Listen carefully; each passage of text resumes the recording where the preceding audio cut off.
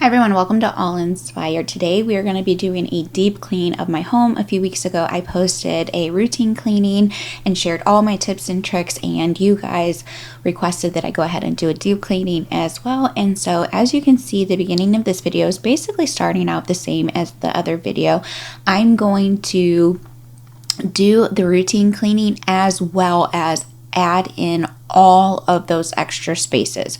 So before, I just went ahead and high dusted the area, and that was the only deep cleaning task that I did during my routine cleaning, and then I would rotate all those tasks. But this time I'm going to get all of the items done. That is why it's considered a deep cleaning. So I'm going to do the windowsills, the baseboards, the light fixtures, the fronts and backs of the doors. I'm going to make sure that I clean all those detailed items as well as do the routine cleaning, and that's what makes it a deep cleaning for me. I've actually been a professional cleaner for many years. I took a little break during 2020, but I have done professional cleaning 8-9 years, something like that. For a very long time I've been doing it. And so I also own a cleaning company as well. And what I would do for my clients, not only would I explain to them that this would be what a detailed cleaning would entail. We'd have all of the items, all the detailed items, as well as the routine cleaning combined. But I'd also let them know that I like to specify my cleaning to my clients' needs. So if there's something that they need done to make it feel like a deep clean, they can always add that in to their list as well. So like refrigerators, ovens, sometimes changing the linens. Like everybody has a little bit different. I've even had a particular client, they wanted me to throw in their bath mats, like any of their little rugs or things that they had in their bathroom. They felt like having clean bath mats meant a deep clean. So I'd go ahead and throw them in the washer, toss them in the dryer, and then put them back out for them. And that just made it feel like a deep clean. So I personally like to customize my deep cleans for my clients.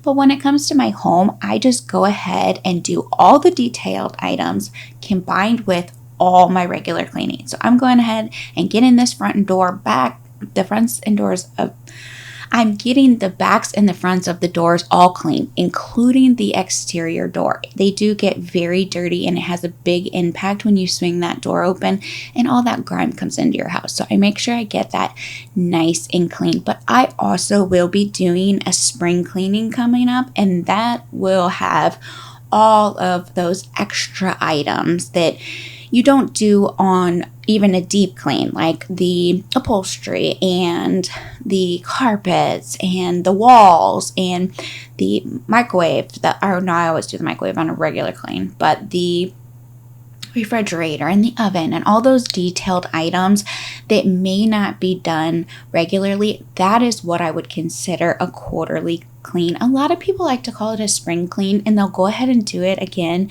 in the fall. I feel like the best way is to do it every 3 months just to maintain the items. Now, not everything needs to be done every 3 months. I'm a total in agreement that the windows can be done seasonal twice a year. My sliding glass or my glass door and my sliders, they need to be done quite more often. So I keep those in a rotation with my deep clean. So when I do my deep clean, I make sure I go ahead and get the glass surfaces, just because it does have a lot of dirt and grime, and you don't really think about it, but when you open and close your door, that can often come into your house. So it just keeps the house cleaner on the inside, making sure that you do those glass doors. But because I was doing a deep clean and my front porch has so much pollen, I went ahead and wiped off that area so that if it's like a nice day or raining or something, we can go and sit out there and enjoy ourselves. But I will be including outside cleaning as well in my spring deep cleaning. I need to get out the power washer and get the siding cleaned and the deck cleaned and all our outdoor furniture cleaned really, really well. But that'll be for another video. Let me know down below, which one would you want to see next? Would you rather see the spring cleaning on the inside or the spring cleaning on the outside? Comment down below and let me know which one you would prefer.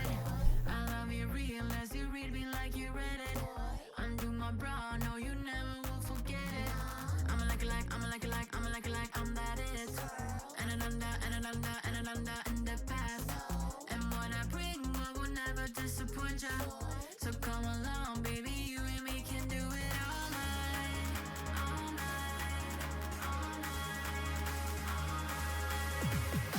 I get the feeling by the scent of your cologne. I like your kind, I'll make you mine. I get a feeling when you ask if I'm alone. Yeah, I like your kind, I'll make you mine. When you're touching me, you're giving me the goosebumps. Is it too much if I don't ever wanna lose ya? I like the feeling and I know just what to do. Yeah, I like your kind, I'll make you mine.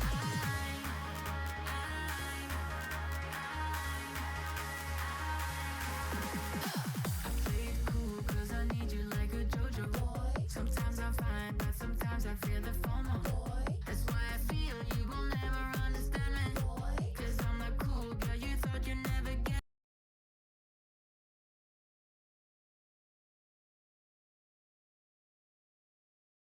I'm working on getting this living room nice and clean. Really, the trick to doing this is making sure that you work top to bottom and that you bring all of your items with you. Having a tote or bag or something to keep all your items in the same place and have them right there with you makes a huge difference. Having to run around and track down all your stuff is not efficient. So just keep all that stuff right there so that you can get to work.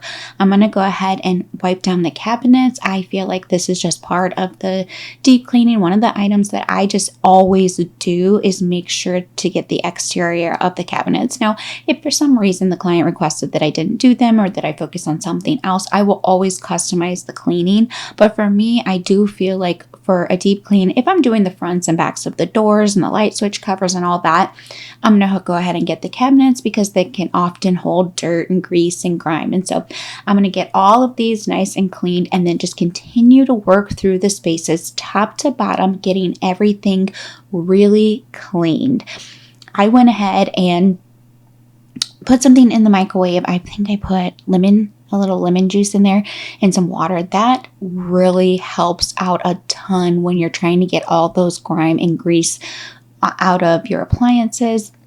I also you can use this in your refrigerator. Make sure when you're cleaning out your refrigerator that you are using non-toxic chemicals.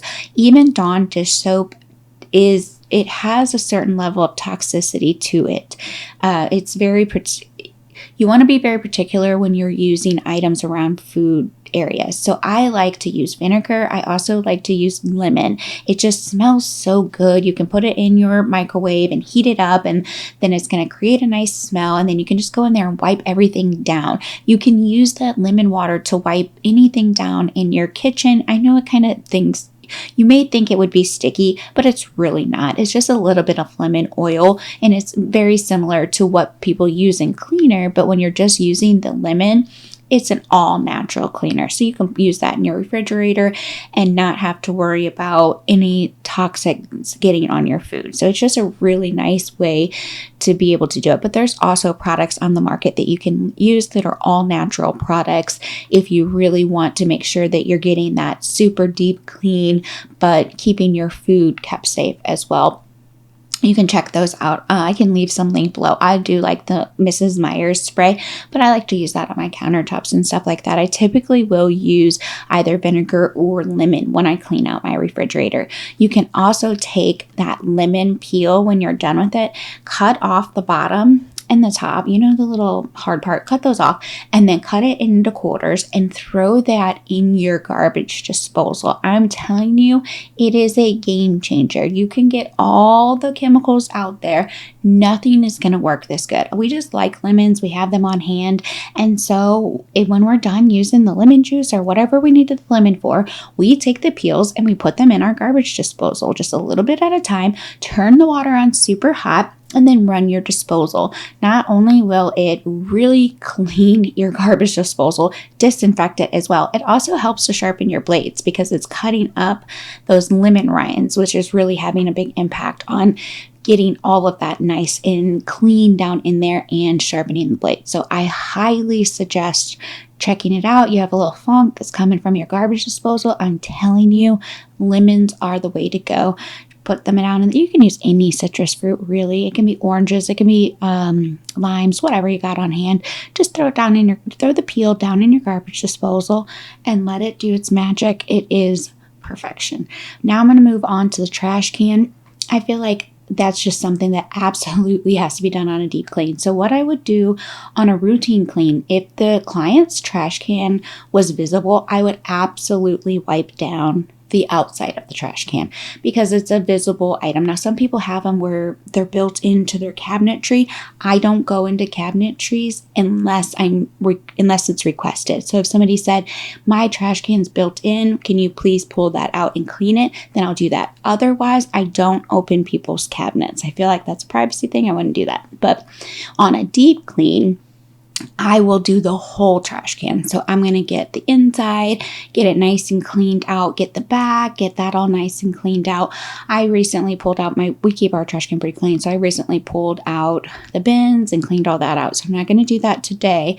But if this was a client's house on a deep clean, I'd go ahead and clean out the whole thing for them and then make sure I do really well around the trash can. It typically has just a little bit of splatter. It just happens. And so make sure that you pull that out and get behind it really good. I don't typically move furniture or anything like that in a client's house unless they request that I do so. Then I absolutely will. But I don't want to like damage their floors or anything like that. So I don't typically move things around. Now, if it's like a basket on the floor, I will move that and vacuum and then move the basket back. As long as it's like, 45 pounds or under.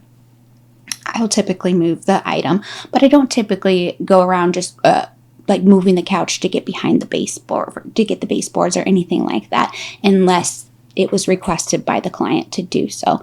But I am just trucking along. It really does seem like these would take such a long time.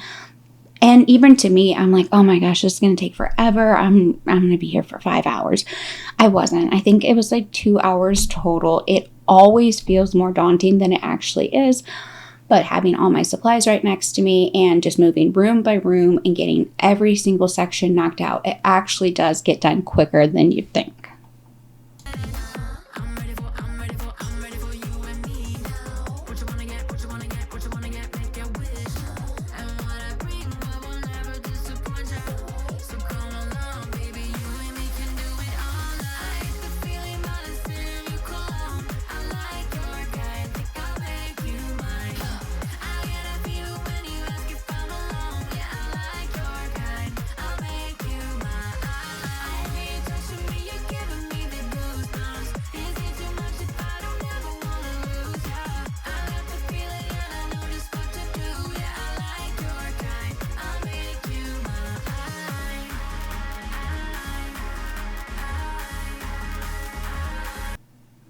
Because we have cats, if I were hiring myself, my special request item would be taking care of the upholstery. When you have pets, the pet hair just tends to get all over the place, and I actually have this little Tenco vacuum. It does several things.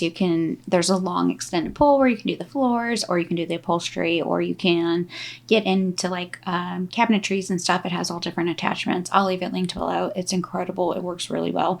But getting in here and getting the upholstery clean has such a huge impact, because if you were to walk into this space and you could just see that we had cat hair all over the upholstery, it would not feel clean and tidy. And so using my tool just to get in here and get all of this nice and cleaned and straightened up, it feels so much better having that done. And then I'm going to move on to the floors, because getting a real thorough deep cleaning on those floors has a huge impact on a house, especially if you have pets and kids as well. We track in dirt too, but the whole household comes in and out, makes a mess on the floors, and the robot vacuums work really well. And some of them can get into the nooks and crannies, but some of them can't. Like this bench is pretty low profile, and so it would be probably pretty hard for the robot vac to get back here. They do the best. They get around the corners and the edges and all that, but it would be hard for them to get actually to the very end. So doing a deep cleaning, I feel like that's the time when you move anything. Like I said, anything that's under 45 pounds. If I don't feel like I can safely pick it up without hurting my back, then I'm not going to move it. But if I feel like it's something that has pads underneath, or something that can be easily moved, something I can lift and shift it over and then put it back, I'll very much so do that. I'm not worried about scratching my floors. They're already scratched and probably could use some new floors, to be quite honest. But on a client's house, that's a very big concern, is scratching their floors. So I often will, as I'm dusting and things like that, go ahead and pick up items and move them out of the way. When I'm doing the baseboards, I'll pick up rugs and move them out of the way. Any rug that doesn't have a large piece of furniture on it would definitely be vacuumed, cleaned, and then removed. I would clean the floor underneath and then replace the rug back down just to give it that thorough deep cleaning. That's the difference between a deep cleaning and a routine cleaning, is all those nooks and crannies are going to get cleaned as well.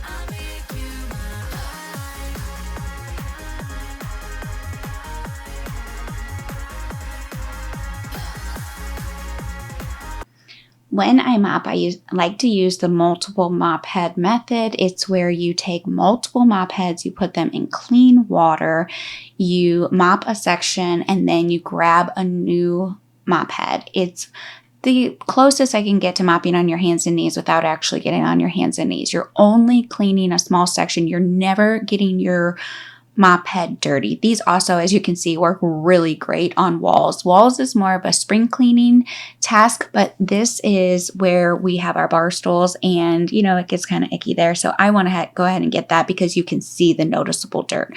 But using this multiple mop head method works so well, getting your floors super clean. You're not ever putting dirty water back on your floor and just pushing it around. You're grabbing yourself a fresh, clean microfiber cloth and then going section by section, getting it all nice and cleaned.